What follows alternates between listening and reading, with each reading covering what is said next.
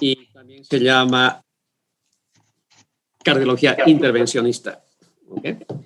Cuando hacemos la residencia pasamos más o menos 3 meses durante todos los años. Hemodinamia es el mínimo, lo básico, digamos, pero obviamente la especialidad de la especialidad. Tienes que estar 2 años más de residente para hacer cardiología intervencionista como tal. ¿Okay? O sea que en la historia, el cateterismo cardíaco o la hemodinamia que estamos hablando, porque lo que se trata es de introducir catéteres, ¿sí?, dentro del corazón, funcionando una arteria y una vena, metes catéteres. Y en la historia, en 1711, este doctor Hale hizo el primer cateterismo a un caballo, pobre caballo. Sí, y además con tubos de lata. Como están viendo aquí, punció una yugular del caballo y después midió la presión del caballo y con esa presión sacó su presión arterial sistémica y calculó el gasto cardíaco. Genial, 1700. En 1884 también con tubos de vidrio pudo introducir por la carótida y por la yugular unos tubos al corazón también de un caballo, pero le dio el nombre de cateterismo cardíaco derecho, lo que hizo también a la izquierda. Y este doctor Forsman, en 1929, con ayuda de una enfermera en su consultorio, hizo una incisión en su vena cubital del brazo izquierdo y introdujo un catéter urinario, porque no había catéteres cardíacos ni llorando, o sea, una sonda urinaria, la más delgada que tuvo, y se metió, como están viendo en esta radiografía, hasta la aurícula derecha de su propio corazón. Entonces, cuando ya estaba todo listo así, fue al radiólogo y le dijo, ¿me podía sacar una radiografía, por favor? Entonces le cobró 5 pesos y le sacó esta radiografía histórica, porque el cateterismo lo están viendo en vivo y en directo. Obviamente, después, por muchas otras cosas, en 1956, Forsman recibió premio Nobel. Para hacer cateterismo necesitas un equipo complejo. No es fácil, cuesta más o menos entre $1,5 millones a $2 millones. Ahora cada equipo de hemodinamia, ¿sí? Aquí está echado el paciente y tienes un arco en C y metes los catéteres y después metes contraste y sacas unas películas del corazón. Ahora es mucho más fácil porque el sistema es digital, las resoluciones con sustracción casi se ven en 3 dimensiones, las arterias coronarias, por ejemplo. Y en mis épocas no había video, ni siquiera para retroceder, era solamente un primer intento y todo. Entonces, una vez que tenías la película de tu paciente, metías un aparato del tamaño de unos 6 escritorios, donde se metía el rollo y en 2 horas salía al otro lado el rollo revelado.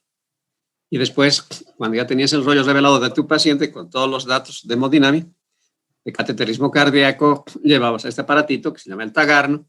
Aquí metías el rollo, aquí había un sistema de luz y aquí se enrollaba de nuevo y con este aparatito, con este botón, ibas girando poco a poco y viendo toda la película. Y a veces cuadro por cuadro. ¿Sí? O sea que era un trabajito mucho más arduo de lo que es ahora. Ahora todo computarizado, todo digital, todo fácil, con un CD. Listo, se arregló el problema. Antes era más trabajo.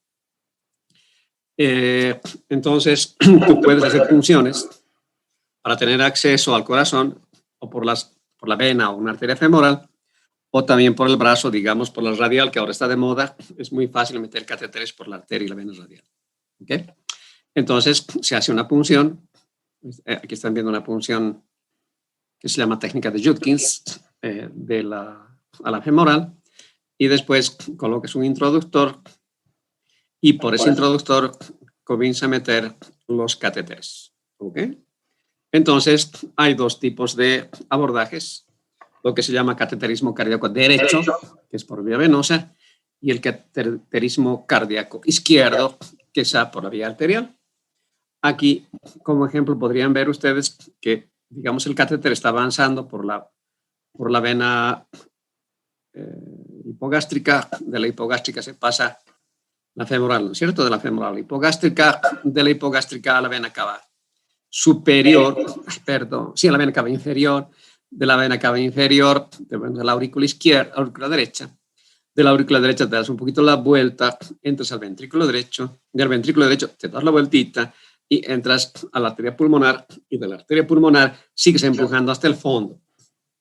Ahí está, esa es la parte de cateterismo cardíaco derecho. Aquí también está otro esquema, entrando por otro lado más el catéter en amarillo, a la vena cava superior, aurícula derecha, vence la tricúspide, se da la vuelta, vence la válvula pulmonar y se entra la pulmonar hasta el final para medir la presión capilar pulmonar. Por eso se mete el catéter hasta el fondo. Este sería por vía humeral, el cateterismo cardíaco izquierdo, digamos por humeral. Entras más por el humeral, después te pasa la cefálica a la subclavia a la aurícula izquierda, de la aurícula izquierda te pasa al ventrículo izquierdo. Aquí se toman presiones. Perdón, no es en la aurícula. Entras a la aorta y de la aorta al ventrículo izquierdo. No se toman presiones de aurícula izquierda. ¿Okay? Bueno, entonces sirve para hacer diagnóstico de muchas enfermedades y también tratamiento ahora de otro tanto de enfermedades. ¿Dónde se utilizan más las indicaciones del cateterismo? Actualmente, debe ser el 95% de los pacientes son por isquemia, para ver la anatomía de las coronarias. Se llama cinecoronariografía, lo que se hace en los pacientes isquémicos. Se mete catéteres a las arterias coronarias, que vamos a ver un poquito más adelante, y después haces un cine, le metes contraste, yodo se mete como contraste, y tienes tu película. Has filmado tu primera película. Como si fuera Walt Disney, así más o menos. Después, los valvulares cada vez menos, porque antes todos los valvulares sí o sí iban a cateterismo para ver presiones, etcétera, etcétera, pero ahora han sido superados por eco. Los ecos transesofágico o el eco ahora más sofisticado en equipos te da todos los valores y aún más necesarios para operar. Entonces cada vez se hacen menos valvulares. Los congénitos sí, porque en los congénitos muy fáciles, como comunicación interauricular, interventricular, no hay problema, pero si es falot o, digamos, transfusión de grandes vasos o ventrículo único, que sí, puede haber sorpresas que no te dé el eco y entonces hay que hacer en los congénitos, en los pequeñitos, hay que hacer cateterismo. Antes del trasplante y después del trasplante cardíaco, inclusive se sacan biopsias del miocardio para hacer el seguimiento de los trasplantes. Y en las miocardiopatías, en la miocardiopatía dilatada, en la obliterativa y en la hipertrófica, se hace cateterismo para tener ciertos parámetros y con diagnóstico etiológico. ¿Qué hay contraindicaciones? Sí. Claro, a un paciente con insuficiencia cardíaca fatal no le vas a hacer, ¿no? Si está embarazada también por los rayos X no conviene. Si el paciente no coopera, entonces obviamente no le vas a hacer. Pero sí hay que tener en cuenta que existen complicaciones. Inclusive el paciente puede morir en el laboratorio de hemodinamia, por arritmias especialmente. Uno de cada 100.000 pacientes ahora se muere en hemodinamia. El infarto, el accidente cerebrovascular, hemorragias durante la punción, perforación de los ventrículos, se ve de vez en cuando, espasmo coronario o metes el catéter a lo bruto y diseccionas la arteria coronaria y el paciente se infarta y tiene que ir a cirugía cardiovascular ya. Embolismo aéreo porque en vez de meter el catéter también le estás metiendo aire, las alergias a los contrastes o a los antibióticos y las arritmias. Para hacer el cateterismo cardíaco derecho se utiliza un catéter especial que se llama Swan-Ganz y este Swan-Ganz tiene 4 entradas y lo más importante es esta entrada que después va a un balón. Este baloncito se infla cuando necesitas medir presiones. Y especialmente inflas cuando estás al fondo de la arteria pulmonar para medir el capilar pulmonar. Así que es un medidor interesante de presiones. Ahora se hace automático, antes era toda una construcción de un equipo previo para tomar las presiones y para tomar gráficas también. Entonces, cuando entras a las cavidades derechas con el Swan-Ganz, vas a tener curvas de presión. Entonces, entras, digamos, por la vena cava y te vas a la aurícula derecha. En la aurícula derecha, tomas las gráficas de presión de la aurícula derecha. Vences la tricúspide, te vas al ventrículo derecho. En el ventrículo derecho, tomas las presiones del ventrículo derecho. Te das la vueltita, entras a la arteria pulmonar, por aquí hasta la arteria pulmonar. Tomas la gráfica de la arteria pulmonar. Estás midiendo además siempre presiones sistólicas y presiones diastólicas. Y después sigues introduciendo hasta el tope que les dije yo, y vas a tener gráficas de presión pulmonar. Este tipo de gráficas, como eres cardiólogo, tienes que aprenderlas, porque cada gráfica y cada onda tiene su nombre, tiene A, C, X, Y, B, etcétera, que se van a alterar según la patología que estés viendo. Así que hay que aprenderlas. No es muy fácil al principio. Después ya, como todo, vas aprendiendo sin mucho lío.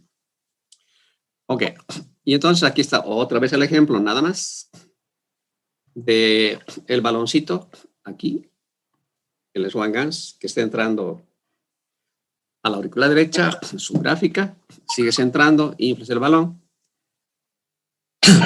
el ventrículo derecho, sigues con el balón, arteria pulmonar y cápsula pulmonar. Así se van construyendo. Y en las cavidades izquierdas, les decía yo que se toma solamente en la aorta, porque el catéter está entrando por aquí, ¿cierto? Entonces tomas la presión aórtica, esta es la gráfica, aquí está, digamos, la presión sistólica 150-90, que sería lo normal, y después entras al ventrículo izquierdo y tomas una gráfica. Aquí la presión sistólica sigue siendo la misma, pero la diastólica baja bruscamente. Bueno, pero aquí estas gráficas se sobreponen. Esta parte, se dan cuenta, es la misma que esta. Esta incisura dícrota que están viendo aquí, esta muesquita es súper importante en el comportamiento aórtico y valvular también. Entonces, hay que aprender lo que son las presiones. Hay presión sistólica y diastólica para el ventrículo izquierdo, la aurícula izquierda, que hemos visto con el cateterismo cardíaco izquierdo, la arteria pulmonar, la presión del capilar pulmonar, que también se llama presión Wesch, el ventrículo derecho y la aurícula derecha. La vena cava no mucho. Entonces, tengo cifras sistólicas, diastólicas, y tengo las medias. Las medias también son súper importantes para tomar decisiones. Las medias siempre vienen con una rayita encima, ¿sí? Aquí no se nota mucho en la 7, pero como tienen buena imaginación, la 7 también tiene su rayita, ¿ok? Así que de esa manera. No se aflijan en este momento, después van a aprender, va a aparecer en eCampus todo lo que estamos hablando, entonces no hay mucho lío. Aprovechando que has hecho cateterismo cardíaco izquierdo, se mete un catéter, que es este. Aquí no se ve muy bien, pero aquí se ve mejor. Este catéter se llama de pigtail, de cola de chancho. Entonces, cuando estás con tu cola de chancho en el ventrículo, metes contraste y yodo a una presión X para vencer la presión del ventrículo izquierdo y sacas lo que se llama ventriculografía. Entonces, esto obviamente se ve en movimiento, pero siempre hay que elegir para valorar una imagen como está aquí de fin de diástole y aquí una imagen de fin de sístole. Y mediante esta imagen que tengo yo, puedo determinar si los pacientes... espérame.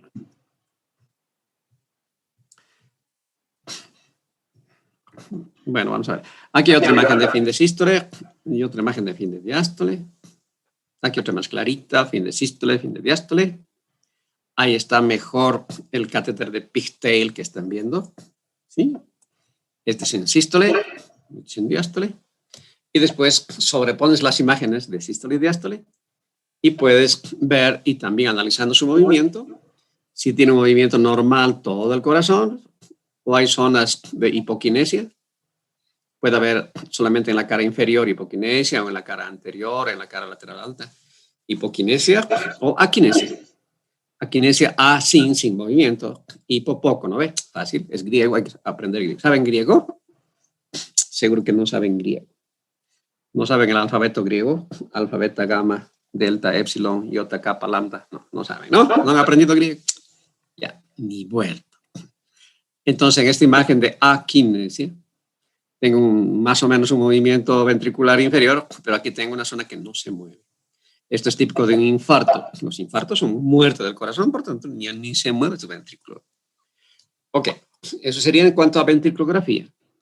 Y la cinecoronografía, que es lo que les dije que está de moda porque ha aumentado la cantidad de infartos también en Bolivia y en el mundo. Ya van a ver la estadística de infartos es bruta, especialmente en los países en desarrollo, especialmente por la comida que comen, porque hay mucha diabetes, mucha hipertensión y fuman todavía mucho. Entonces, para saber coronografía, lo primero que tienes que saber es dominar, ¿saben lo que es dominar? Anatomía coronaria. O sea, porque si vos no sabes la anatomía coronaria, no sabes qué arteria se ha tapado, cómo se ha tapado, tra. O sea que después de dominar, entras a hacer las cinecoronografías. Entonces aquí tenemos la coronaria derecha. Si se acuerdan, hay dos coronarias, la derecha y la izquierda. Esta pinta tiene la coronaria derecha.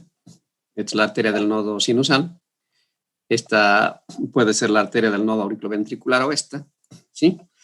De aquí puede salir la descendente posterior, o a veces la descendente posterior sale de la circunfleja. Esta descendente posterior da las ramas al septum interventricular.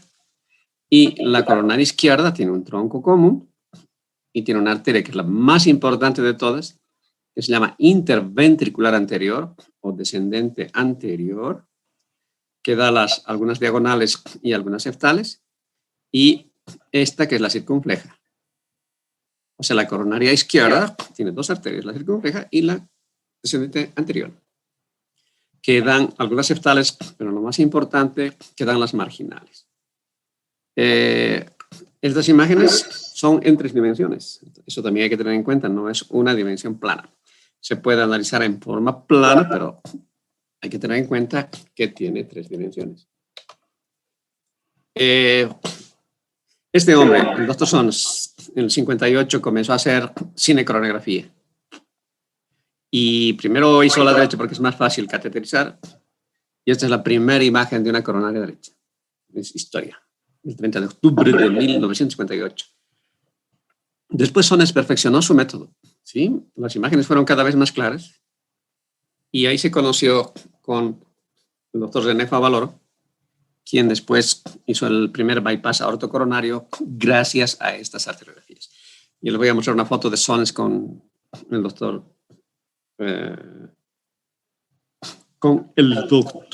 Favaloro. Favaloro fue mi jefe, por eso me acuerdo bien. Ok, entonces para sacar la cinecoronografía, el equipo, el arco en C, que hemos visto, se puede mover en varias posiciones. Oblicuo lateral derecho, oblicuo lateral izquierda, antero posterior, lo que ustedes quieran. En los diferentes ángulos que sean convenientes. Hay un protocolo de hacer ciertas imágenes, pero cuando tú estás viendo la cinecoronografía en el momento preciso, tienes que decidir inclusive el ángulo y la posición. Son cosas de experiencia de la gente que lo hace. A veces no sé cómo lo hace, pero lo hace. Entonces, las coronarias son en 3 dimensiones, por tanto hay que tener en 3 dimensiones las imágenes. Como están viendo aquí, es una champita de las coronarias. De todas maneras, esta es la imagen de la coronaria derecha. Aquí hay una coronaria derecha, pero con lesiones. Miren, aquí hay una lesión. Aquí hay unas lesiones pequeñitas de placas de aterosclerosis. Aquí hay otra pinta de la derecha en otra posición. En oblicuo anterior izquierda, a veces se ve mejor la coronaria derecha. Esta es la coronaria izquierda, lo más típico, descendente anterior a la derecha y circunfleja a la izquierda. ¿Okay? Se ve aquí la descendente anterior y aquí está la circunfleja. Aquí están las marginales, aquí están las septales. Ok, entonces, aquí por ejemplo, miren, aquí hay una lesión en el tronco de la coronaria, aquí hay una lesión severa. Y si ustedes ven, aquí casi ya no se ve, ya no entra el contraste a la descendente anterior. Sí entra a la circunfleja. Aquí debe haber una lesión salvaje, más del 90%. Cuando hacen la procesión oblicuo anterior izquierda, que se llama caudal, se puede ver al otro lado la descendente anterior y la circunfleja. Estas posiciones no son más que para ver mejor las lesiones coronarias, ¿okay? Mejor ver la anatomía. Aquí, por ejemplo, yo tengo, mira, una lesión muy severa de casi el 95% de tapada la descendente anterior. La circunfleja no se ve y de la derecha están llegando colaterales. O sea, uno va valorando también las colaterales, contralaterales mismo o laterales como tal. Esta es una imagen normal de la descendente anterior y de la circunfleja como tal. O sea que primero lo que nos enseñan a nosotros es ver coronarias normales. Sí, vemos casi una semana, vemos cines y cines y cines y cines de anatomías coronarias un poco variantes o no variantes, qué sé yo, porque tienen variedades, no somos igualitos todos, y después recién nos meten a interpretar lesiones coronarias como tal. A veces no es muy fácil, a veces muy fácil. Aquí tengo una lesión larga de la coronaria derecha. Aquí otra coronaria derecha, es la descendente posterior. Aquí también severa, casi del 95%. Y no solamente ahora sirve para hacer cine coronario, sino sirve para introducir ciertos dispositivos para mejorar el corazón. Aquí, por ejemplo, tiene un dispositivo, ¿sí?, que se coloca por cateterismo cardíaco izquierdo. Se introduce y se deja este aparatito, que es una bomba, es una bombita. Y entonces se le introduce en el fondo y el paciente mejora su insuficiencia cardíaca. Ok, o sea que aquí abajo es un paciente operado seguro de corazón, estos son alambres, y aquí tengo un aneurisma muy grandote. Y este aneurisma seguramente no deja que el corazón funcione. Y ya vamos a ver el problema del aneurisma en insuficiencia cardíaca. Y con el cateterismo cardíaco le han metido, miren, el device, el dispositivo para que mejore esta función de este corazón. Interesante. La otra cosa como tratamiento que se hace es esta, es lo que se llama angioplastía. La angioplastía es la dilatación de una arteria coronaria que tiene una lesión de aterosclerosis. Aquí tengo un ejemplo, digamos aquí, de una arteria coronaria con mucha aterosclerosis, tapada al 98% debe ser. Primero mete una guía muy delgadita y después por la guía se mete un balón, se infla este balón entre 4 a 6 atmósferas de presión y después de eso este balón aplasta la placa de aterosclerosis y queda así.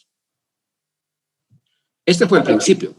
El año 83 apareció la angioplastía solita y pensaron que era lo más lógico, lo mejor. Ya se había acabado el bypass aortocoronario en su gran parte. Pero lo que pasó, que después de 3 meses, 6 meses o casi un año, otra vez crecían las placas de aterosclerosis. En algunos pacientes sí, y en otros no. Y en la mayoría sí. ¿Okay? Y en la minoría no. Así que por eso inventaron este aparatito que se llama el stent, que no es más que una manita. Entonces, antes, primero se hacía la angioplastía y después se introducía el stent. Ahora, con la tecnología que ha aumentado, entonces aquí tengo la placa de aterosclerosis, meto el stent con el balón. Entonces, al mismo tiempo, estoy distendiendo el stent y al mismo tiempo estoy aplastando las placas de aterosclerosis. Y entonces queda lindo y hermoso y otra vez el flujo será normal, mi paciente no se infarta. Y han mejorado muchísimo las cosas porque los primeros stents eran solamente metálicos, pero también se vio que no era la solución total, porque alguna vez crecía otra vez la placa de esclerosis, claro, un poco más anfractuosa o por aquí. Entonces comenzaba a cerrar de nuevo. Un stent metálico cuesta de 1,5 centímetros, cuesta más o menos unos $1,500. ¿Okay? Entonces, para evitar el crecimiento, se inventaron los catéteres que tienen medicamento dentro. O sea, tienen un medicamento, están impregnados en gamas, ni siquiera miligramos. Creo que este catéter tiene, este Medtronic que está de moda, tiene creo que 6 gamas por centímetro cuadrado de superficie del stent. y fueron medicados, se llaman stent medicados. ¿Medicados con qué? Con estos medicamentos, con el Paclitaxel, con el sirolimus, y estos eran los primarios, y después ya han mejorado, la segunda generación son estos. Y entre estos tres, el sotarolimus parece ser el mejor. Son medicamentos citostáticos, o sea, son como para evitar la producción de células cancerosas, es más o menos igual. Son citostáticos, entonces como son citostáticos no dejan otra vez que las células de las placas de aterosclerosis crezcan. ¿Okay? Ya esto va costando más o menos entre $2.500 a $3.000. Y por otro lado, antes solamente eran rígidos. Las lesiones tienen que ser muy concretas. En cambio, ahora hay curvos o demasiado curvos que son muy flexibles. Se pueden meter y mejorar la anatomía de las coronarias. Inclusive si tienes una lesión coronaria, puedes meter 2 stents. Así que inclusive hay bifurcados. Ha habido un avance súper interesante de los stents como tal. ¿Ok? Entonces, siempre hay un baloncito con su stent metido por ahí. Y la otra sería la valvuloplastía. La valvuloplastía, como su nombre indica, es una plastía de las válvulas. Se utiliza también un balón, se llama balón de Niue, y este balón se introduce para arreglar las estenosis valvulares. Estenosis valvular mitral, la pulmonar y la aórtica. La tricúspide no, porque estenosis tricúspide es tan rara que ni siquiera la llevamos. ¿Okay? No avanzamos ese tema. Ok, entonces se elige al paciente, no es cualquier paciente que vaya a este método, porque también acuérdense que hay la opción de cambio valvular, a una cirugía le cambia su válvula. Los detalles vamos a ver cuando estemos hablando cabalmente de valvulopatías. Y una vez que introducido el catéter, introducido el balón, se infla el balón. Esta parte, que es la más angosta del balón, es la que tiene que estar en el lugar de mayor estenosis. Y aquí están viendo una radiografía ya con el balón infladito. Una vez que esté el balón inflado, más o menos unos cuantos segundos, porque si no se muere tu paciente, unas 14 atmósferas de presión, entre 12 y 14, se desinfla y se retira rápidamente. Hay gente muy experta. El doctor del belga, Luis Mercado, es muy astuto en esto, o sea, tiene mucha experiencia y lo hace demasiado fácil. Parece muy fácil. Aquí es el catéter solamente de guía. Este es un catéter de guía nada más para meter después el balón. Y el paciente queda sin ninguna lesión. ¿Cuánto cuesta este procedimiento? Seguramente unos $3.000. ¿Cuánto cuesta cambiar una válvula? $20.000. Hay una diferencia grande en economía. Segundo, en mortalidad. Este tiene menos mortalidad. La cirugía de corazón abierto, obviamente, que tiene complicaciones y mayor mortalidad. Los días, tiene que darse unos 10 a 12 días en el hospital. Aquí se queda 3 o 2. Entonces, menos medicamentos, menos costo, menos todo. Solamente que hay que elegir a cada paciente, hay que elegir a qué método va a ir. No es universal, obviamente. Y, por último, miren aquí, se puede colocar válvulas por cateterismo. En vez de abrir y colocar una válvula mecánica, una biológica, ya se puede introducir por cateterismo cardíaco izquierdo, como están viendo aquí, la aorta. Aquí está la válvula aórtica. El aparatito tiene una especie de sacabocado que lo saca toda la válvula y le mete otrita, así también con alambrito, como si fuera un stent. Tiene un device, entonces se acomoda la válvula y se la coloca. Antes inclusive había que colocar una y no se podía mover. Habrán hecho válvulas mejores para mejorar el implante, porque a veces el implante tiene que ser un poquito más abajo, más arriba, qué sé yo, la técnica como tal. Y por último, aquí no está la imagen, pero nos imaginamos que este es un ventrículo derecho, no izquierdo, y por cateterismo ahora se pueden meter, introducir o implantar lo que se llaman los nanomarcapasos. Los marcapasos actuales tienen 32 gramos y son grandecitos, en cambio los nanomarcapasos son del tamaño de una moneda de 5 pesos y por cateterismo le metes así el marcapaso hasta el fondo del ventrículo derecho. Tiene una especie de arañita que se agarra, y una vez que se agarra la arañita, se hace el contacto del polo positivo y cuando se suelta el device, el marcapaso tiene el polo negativo. ¿Y con qué energía funciona? Con el sodio y potasio, con la bomba de sodio y potasio que ustedes se acuerdan de fisiología. y que son muy chiquititos, pero actualmente solamente para ventrículo derecho. Todavía no hay para aurícula, que es un poco más compleja, pero ya va. No tengo la idea cuánto cuesta en este momento, pero deben ser carísimos porque están comenzando recién este tipo de implante de los nanomarcapasos, y también otros chips se pueden colocar. Si tú tienes bloqueo de rama derecha, en lugar del bloqueo de rama derecha yo te pongo un chip y dejo de que tengas el bloqueo de rama derecha, desaparece. Si tienes en mi bloqueo anterior izquierdo, a la rama izquierda, a la anterior le pongo el chip, y entonces en el chip ya no tienes bloqueo de rama. O sea que sí hay un avance abismal de tecnología de estas cosas. La otra cosa que no está aquí, que vamos a ver en cardiopatía isquémica, es un eco, una ecografía intracoronaria. Se mete dentro de las coronarias, metes el eco, y con eso, dentro de la arteria coronaria, tú podrías ver cabalmente las lesiones de aterosclerosis. ¿Sí? Se mete por cateterismo el eco, el transductor del eco se va moviendo por aquí, y con las imágenes del transductor, se llama IBUS, con B dentilabial, el IBUS, tú puedes determinar por la sombra que da el eco si tiene calcio, si tiene colesterol, si tiene triglicéridos, si tiene HDL, LDL, grasa, etcétera, etcétera. El IBUS también es súper importante en estas cosas. Ok, esa es la idea de hemodinamia o de cateterismo cardíaco. ¿Alguna pregunta hasta aquí?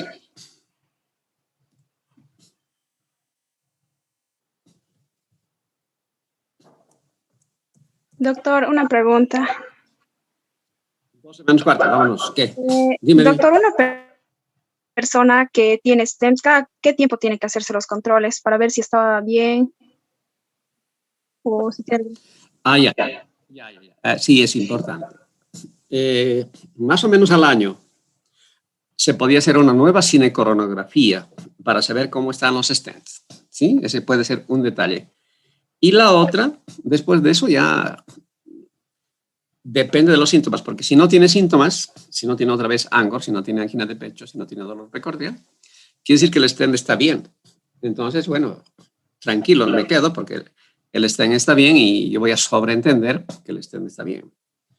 Pero claro, una cosa es ver la anatomía, pero en medicina nuclear, donde ahí hacíamos las prácticas, ahí se hacen unos estudios que se llaman perfusión miocárdica, sin necesidad de hacer cateterismo, y yo te puedo decir cómo está el stent, porque en la perfusión miocárdica de medicina nuclear, de cardiología nuclear, se ven los corazones irrigados a colores y en movimiento, en 3 dimensiones y a colores.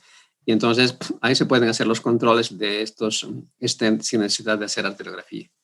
Pero tal vez después del año, a los 3 o 4 años, puedas repetir. No sé qué es ese detalle. Y hay que cuidarlos además, estos pacientes tienen que estar anticoagulados al principio y después hay que cuidar al stent con antiagregantes plaquetarios. Se les da una temporada, casi 6 meses de aspirina más clopidogrel, y después se los deja con clopidogrel. ¿Algo más? ¿Alguna pregunta? ¿Quién me preguntó, perdón?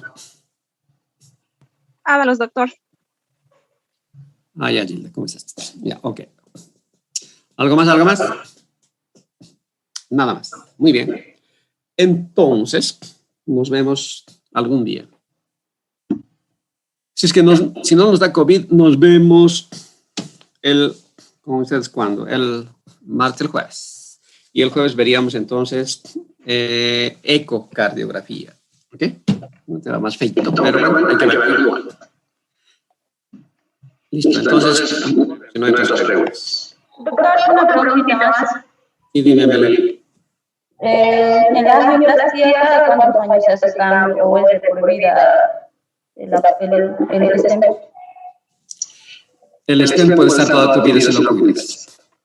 Pero si eres una persona, me refiero a que hay unos factores que llevan a estas placas de aterosclerosis. Se llaman factores de riesgo coronario. Diabetes.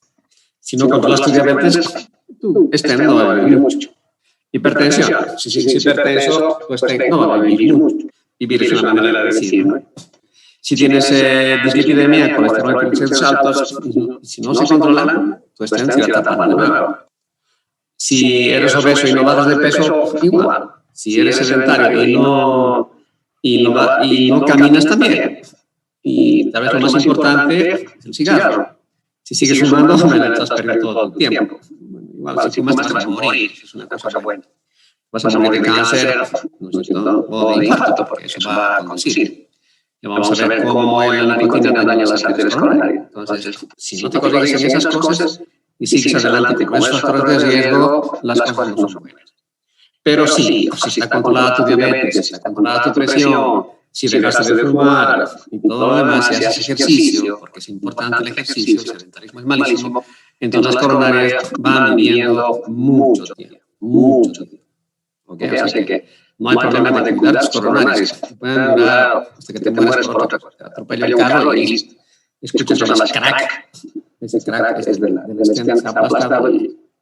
Pero no es más, o sea que hay que saber cuidar. Nada más.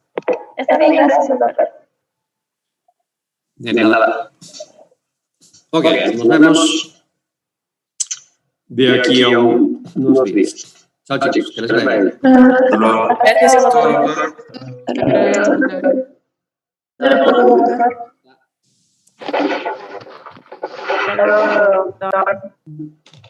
Nos vemos.